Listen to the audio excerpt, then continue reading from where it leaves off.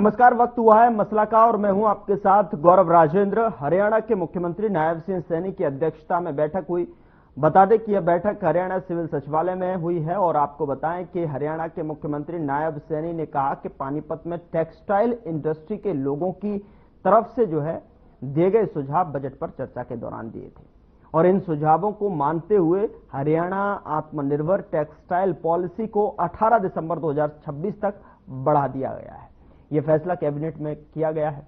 बता दें कि कैपिटल इन्वेस्टमेंट सब्सिडी योजना के तहत जो कैप थी उसको भी हटाया है। पहले 86 प्रोजेक्ट को मंजूरी का प्रावधान था, अब इसमें कोई कैप नहीं है। साथ ही हरियाणा में पानीपत, गुरुग्राम, फरीदाबाद और सोनीपत में कपड़ा इंडस्ट्री को भी विकसित करने पर जोर दिया गया है। और आपको बता दें कि प्रधानमंत्री के 5F पर आधारित जैसे फार्म, फाइबर, फैक्ट्री, फैशन और फोरम पर आधारित है और एक जो है 108 को भी प्रोजेक्ट को मंजूरी दे दी गई है। 1800 करोड़ का निवेश भी हुआ है। 10,000 से अधिक युवाओं को रोजगार भी मिला। तो वहीं 2700 करोड़ का निवेश का लक्ष्य होगा। इसमें विजन भी साफ कर दिया गया है बैठक में, जिसमें 20,000 युवाओं को रोजगार भी मिलेगा। निकाय में अगर बात की जाए तो ABCD के वर्गीकरण को भी मंजूरी दी है। ग्रुप ए बी के बराबर को सभी पद जो है HPSC के माध्यम से भरे जाएंगे, जबकि ग्रुप CD के HSSC की तरफ से जो है भरे जाएंगे। 87 नगर निकायों में, जिनमें 11 नगर निगम, 23 नगर परिषद और 53 नगर पालिका शामिल है। 31,500 पद स्वीकृत किए गए हैं। मुख्यमंत्री ने कहा कि छोटी सरकार का शपथ ग्रहण समारोह पंचकुला में था और स्टेट फाइनेंस कमीशन के तहत 587 करोड़ सभी स्थानीय निकायों को जारी किया है। तो ये कैबिनेट के बीच में महत्वपूर्ण कुछ बिंदुओं पर, जिस पर प्रकाश खुद मुख्यमंत्री CM सैनी ने डाला और साफ तौर पर इन बिंदुओं से अगर बात की जाए तो स्पष्ट जो है विजन यहां पर दिखाई दे रहा है। लेकिन इन विजनों को लेकर जो है विपक्ष किस तरीके से यहां पर सोचता है, किस तरीके से देख रहा है, जो सुझाव लिए गए थे इस बैठक में रखे गए, उनको कहीं ना कहीं अमली जामा की तरफ भी रुख किया गया है। इसको जानने की कोशिश करेंगे। इस कैबिनेट में लिए गए महत्वपूर्ण निर्णयों पर किस तरीके का जो समीकरण है।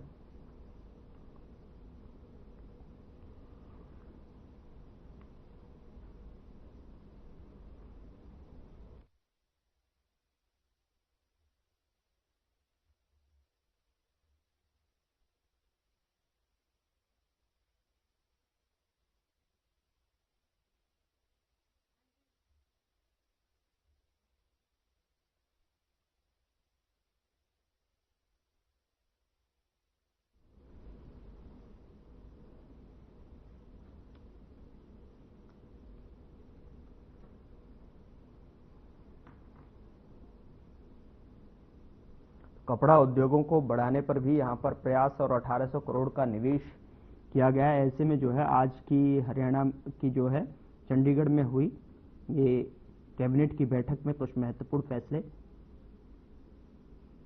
लिए गए हैं।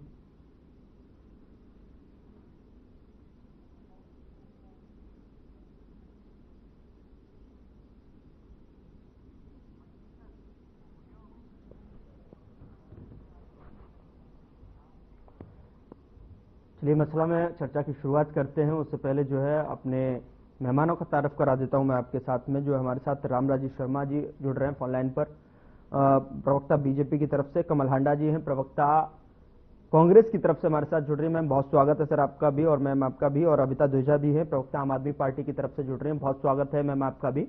और चर्चा की शुरुआत करते हैं।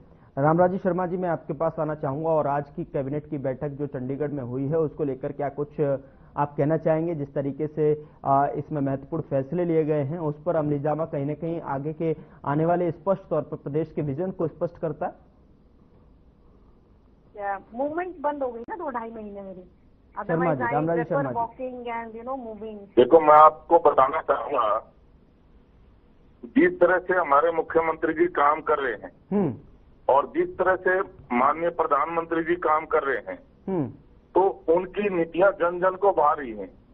और जिस तरह से हमारा कर रहा है, चाहे आर्थिक दृष्टि से हो, चाहे रक्षा के क्षेत्र में आत्मनिर्भर होना हो, चाहे निर्माण अयोध्या धाम में हो, चाहे धारा 370 और 35 से जम्मू कश्मीर से हटाई गई हो जी, तो ये अपने आप में ऐतिहासिक फैसला विश्व के सबसे लोकप्रिय और ताकतवर प्रधानमंत्री आदरणीय नरेंद्र मोदी जी के द्वारा ली और सभी वर्गों को सम्मान मिला है, खासकर हमारी मातृ को। धारा मैंने आपको बताया ऐसे ऐसे ऐतिहासिक काम हुए हैं जो कभी सपने में भी नहीं सोचा था। धारा 370 और 35 से कभी पता था ना हमारे को टूटेगी, कभी अरे शर्मा जी धारा 370 तो जो है होगा हो गया। और ऐसे ही मैं आपको बताना चाहूंगा हरियाणा में जिस तरह से हमारे मुख्यमंत्री जी सबको साथ लेकर चल रहे हैं, सबका साथ, सबका विकास, सबका विश्वास, हरियाणा एक, हरियाणवी एक, और समान विकास कार्य पूरे प्रदेश में हो रहे हैं। ये छोटी सरकार ना शपथ ली है और माननीय मुख्यमंत्री जी ने उनका जिस तरह से इनका मान दिल बढ़ाया है और इनको अधिकार भी ज्यादा दिए हैं और हमारी मातृशक्ति को जिस तरह से हमारी बहनों को मजबूत किया गया है और जिस तरह से किसान भाइयों को उनका किसान भाइयों के लिए स्पेशल विधेयक माननीय मुख्यमंत्री जी लाए हैं। किसानों की पीड़ा को वो बेहतर समझ सकता है, जो किसान का बेटा हो, मजदूर का बेटा हो या जिसने किसानी करी हो। हमारे मुख्यमंत्री जी कोई राजा के बेटे नहीं है, ये किसान के बेटे ने खुद भी किसानी करी है। इनसे बेहतर किसान की पीड़ा कौन समझ सकता है। पहले क्या होता था कांग्रेस के टाइम में, ये बीज नकली, दवाइयां नकली, उससे किसान का जीवन बर्बाद हो जाता था, क्योंकि फसल बर्बाद होगी तो फिर कुछ रहा ही नहीं। तो माननीय मुख्यमंत्री जी स्पेशल विधेयक किसानों के पक्ष में ले गए।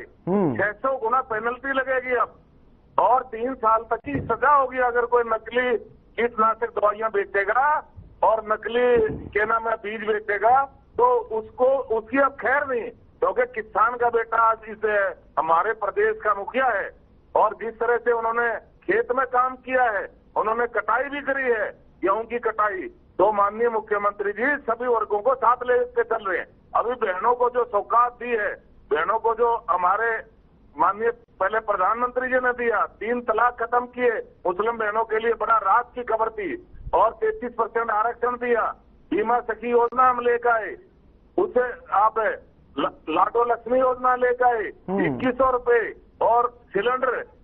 मैं गांव में था, आज गांव में मैंने कई बहनों से पूछा, वह बहनों बताइयो हमारे मुख्यमंत्री जी के बारे में आप क्या कहना चाहोगे।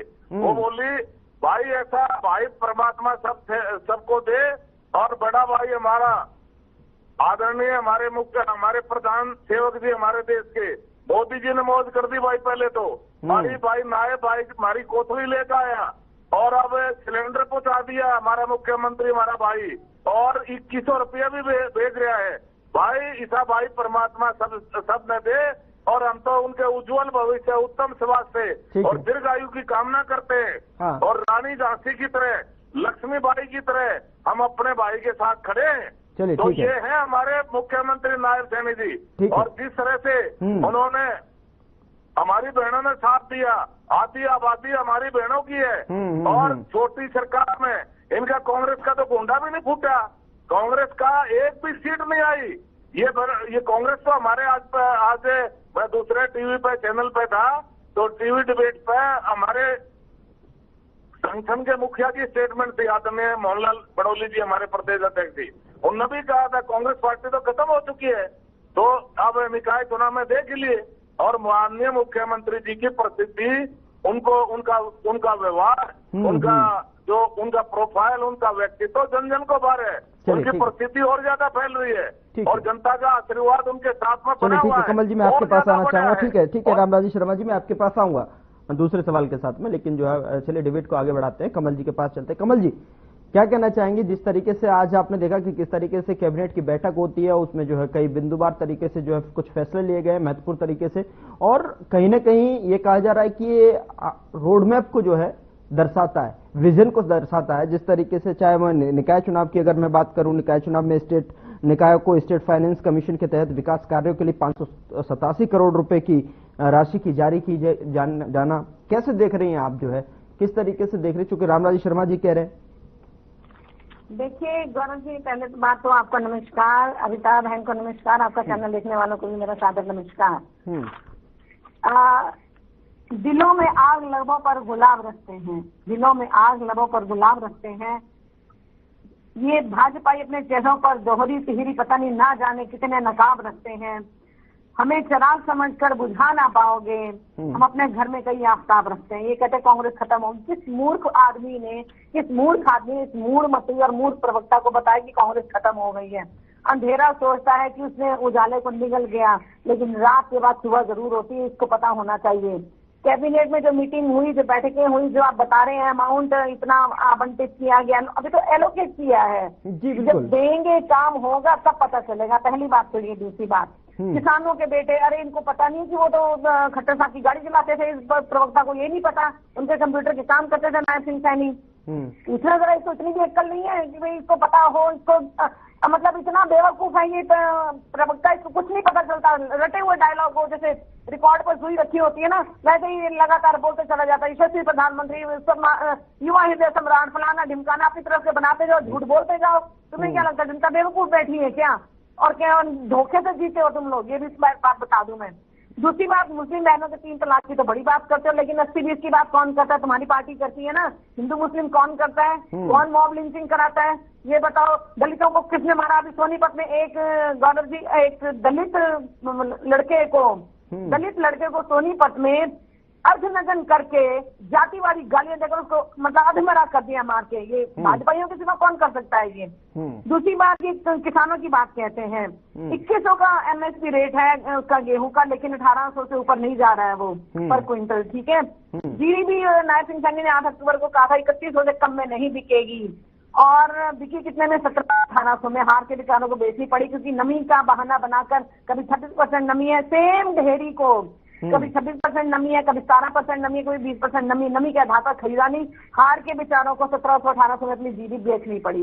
ये बात। दूसरी बात, क्षतिपूर्ति की बात मैं इनको बता दूं। ये बात करते हैं किसानों के बड़े हितैषी हैं। अरे 500 करोड़ का तो एरोप्लेन ले लिया तुम्हारे यशस्वी प्रधानमंत्री ने। आज तक किसी प्रधानमंत्री ने नहीं लिया। ठीक है, जो खरीद लिया नरेंद्र मोदी ने। किसके पैसे पर उड़ा रहे हो आप? किसके पैसे पर ऐश कर रहे हो? जनता के टैक्सेस आप उड़ा रहे हो। शर्म आनी चाहिए आपको। क्षतिपूर्ति के नाम पर 4000 करोड़ 10 सालों में, यानी कि 1 साल का 400 करोड़ सिर्फ। आप सोचिए, किसानों, हमारा जो हरियाणा का देश भी हमारा कृषि प्रधान है, तो कितना मिला होगा एक किसान को? किसी को 2000 मिला, किसी को 3000 मिला। लास्ट बारिशें बहुत हुई थी, 1-1 फुट सिल्क जमा हो गई थी खेतों में। ये आपको भी याद होगा गौरव। और वहां पर इन्होंने किसी का घर टूट गया तो 1 लाख रुपया दिया। 1 लाख में कोई घर बनता है? आप बताइए इतनी महंगाई के जमाने में। दूसरी बात, फसल बीमा की बात बताऊंगी मैं। किसानों की बात कर रहे हैं ना। फसल बीमा में 21-22 में 2400 करोड़ था, यानी कि 1 साल में सिर्फ 240 करोड़ दिया गया। अगले साल सिर्फ जो है वो 200 करोड़ के करीब रह गया, यानी कि 1 साल में 20 करोड़ सिर्फ रह गया। तो ये झूठ, तो ये दबादब बोलते हैं, मातृशक्ति की बात करते हैं, लेकिन उसकी बात नहीं करते ये। मातृशक्ति की बात करते हैं ये, लेकिन हमारी पहलवान बेटियों की बात नहीं करते, खेल कोच की बात नहीं करते। ये महिला पुलिस कर्मी पर क्या हुआ? उन्होंने यौन उत्पीड़न के आरोप लगाए उन्होंने, लेकिन उस मामले को दबा दिया गया। एक और बहुत बड़ा मामला यमुनानगर में, यही हरियाणा में, ये महीना भी नहीं हुआ दुर्घटना को, कि भरी सड़क से उठा कर ले गए एक लड़की को, बच्ची को, जो अपने पिताजी को लेने आई थी, शायद कहीं नौकरी करते होंगे। 3 घंटे उसका गैंग रेप होता रहा, ट्रक घूमता रहा। निर्भया कांड का जैसे बस में हुआ था, इसका वो हुआ। लेकिन कहीं भी खबरों में इन्होंने ये सारी खबरें तो दबा देते हैं ये। अब आ गया है असल में ग्रोक। एक ग्रोक की बात मैं जरूर करना चाहूंगी। रामराज जी कहाँ गायब हो गया भाई? अभी तो वही बोल रहा था। खैर, ग्रोक आ गया है। अब ग्रोक से कोई भी सवाल पूछो आप, गाली देकर पूछोगे तो गाली देकर भी जवाब देगा वो। उसके ऊपर ना इन्होंने 69 धारा के तहत उसको कैंसिल करना चाहा, ये भाजपाइयों के आईटी सेल ने। ठीक है। और लेकिन 79(3)(b) के अंडर, हेलो, ये क्या हो गया? जी आपकी आवाज आ रही है, आप बोलिए। हाँ, 79(3)(b) के अंदर उन्होंने सेंसरशिप को हटाने की बात की, और वो हाईकोर्ट पहुंच गया। एलन मस्क अब उसके साथ क्या करेंगे ये आप बताइए मुझे। ये उसको, अगर यही कोई हमारे देश का कोई आईटी सेल होता, कोई कांग्रेस का होता, विपक्ष के किसी नेता का होता, उन्होंने अब तक तो जान खा जानी थी उनको पता नहीं क्या इन्होंने सजाई दे देनी थी। लेकिन मस्क है भाई वो अमेरिका का, जिसके आगे हमारे प्रधानमंत्री भी नतमस्तक हैं। फेक न्यूज में हमारा देश 1 नंबर बन गया है, उसकी बात नहीं करते। किसानों की, अभी किसानों को कैसे मारा पीटा गया, बुलडोज किया गया। यूपी वाला मॉडल अपना रहे हैं क्या ये जो आरएसएस के पिट्ठू और बीजेपी के पिट्ठू आम आदमी पार्टी है? कमल जी मैं आपकी जो है संवेदनाओं को समझ रहा हूँ। कि क्या कहना चाह रहे हैं, लेकिन मैं आपके पास आऊंगा। इस बीच जो है अविता दूजा, मैं आपके पास आना चाहता हूं। और जिस तरीके से बैठकों में फैसले लिए जा रहे हैं, या फिर बजट की बात की जाए, दूसरी चीज विकास की बात की जाए, तो कहीं ना कहीं ये दर्शाता है क्या जिस तरीके से जो सरकार तत्परता दिखा रही है, वो कहीं ना कहीं अपने विजन को स्पष्ट करके जो है लोगों तक पहुंचाने की कोशिश, कहीं ना कहीं ये संदेश देने की कोशिश के जो काम किए जा रहे हैं वो विकास के दृष्टिकोण से जो है और गति देने की कोशिश की जा रही है। क्या समझते हैं आप अविता जी? गौरव जी, सबसे पहले तो आपको जैसे भी आपके सभी दर्शकों को, आपके प्रवक्ताओं को नमस्कार। देखिए, आज जो कैबिनेट की मीटिंग हुई तो उसमें एक बात ये है कि सबसे पहले तो जो मीटिंग के एजेंडा थे वो लोगों के बीच में पहले थोड़ा रख दिए जाते बारे में बात की जाएगी, तो वो भी नहीं किया गया। फिर उसके बाद ये कहा गया कि मीटिंग होने के बाद ही बात आएगी। तो उन्होंने जब नायब सिंह सैनी जी ने, हमारे मुख्यमंत्री जी ने जब प्रेस कॉन्फ्रेंस की तो उन्होंने मुख्य बिंदुओं पर बात की थी। टेक्सटाइल के ऊपर लेकर के उन्होंने बात की, या दूसरे जो को लेकर के बात की, निकाय चुनाव को लेकर के बात की, पर कहीं ना कहीं निराशाजनक था, क्योंकि उन्होंने रोजगार को बढ़ाने की बात नहीं की। ये शिक्षा प्रणाली है उसके बारे में वो क्या कदम उठाएंगे, या स्वास्थ्य को लेकर क्या और चीजें की जा सकती है। क्योंकि देखिए, आज कहीं ना कहीं अब आप ये देखिए कि आए दिन वो ये बोल रहे हैं कि हम हरियाणा की संस्कृति को, जो गुंडागर्दी है या हथियार है, उससे बचाना चाहते हैं। इस तरीके से वो गाने हैं या जो भी उनको लगता है कि उनको बैन किया जा रहा है, या जो भी चीजें वो कर रहे हैं। तो आप ये देखिए कि किसी भी सोसाइटी या समाज को अगर आप सही दिशा देना चाहते हैं तो उसकी एकमात्र तरीका यही है कि आप शिक्षा प्रणाली को अच्छा करें, आप लॉ एंड ऑर्डर को अच्छा करें। तो हमें कहीं ना कहीं ये उम्मीद थी कि जो आज कैबिनेट की मीटिंग होगी तो उसमें इन सारे मुद्दों के ऊपर भी बातचीत होगी। दूसरी बात आप ये देखिए, जब टेक्सटाइल के बारे में उन्होंने बात किया तो उन्होंने सिर्फ ये कहा कि कुछ कैप रिमूव किए हैं।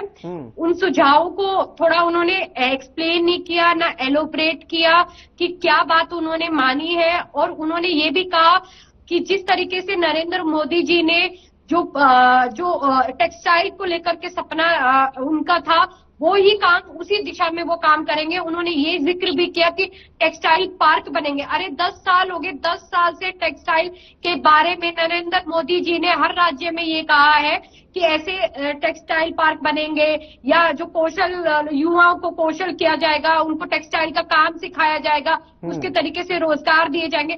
आप ये बताइए कि धरातल पर कुछ भी काम नहीं हुआ, और आज जो कि उनके तरीके बिल्कुल फेल है। 10 साल में हम देख चुके हैं कि ना टेक्सटाइल में उस तरीके का काम हुआ है, ना लोगों को कौशल किया गया है, ना कोई, आप ये देखिए कि कोई टेक्सटाइल पार्क बने हैं। फिर भी आज 10 साल के बाद भी हमारे मुख्यमंत्री नायब सिंह सैनी जी से उम्मीद थी कि वो कुछ और नया करते, बट उन्होंने भी आके, जैसे यहाँ पर जो बीजेपी के प्रवक्ता आते हैं, विश्व में डंका बज रहा है, महिमा मंडन करते, वो ही बातें आज हमारे मुख्यमंत्री जी ने भी की कि अतुल्य है, गजब है। जो काम प्रधानमंत्री जी के टाइम में हुआ है वो कभी नहीं हुआ।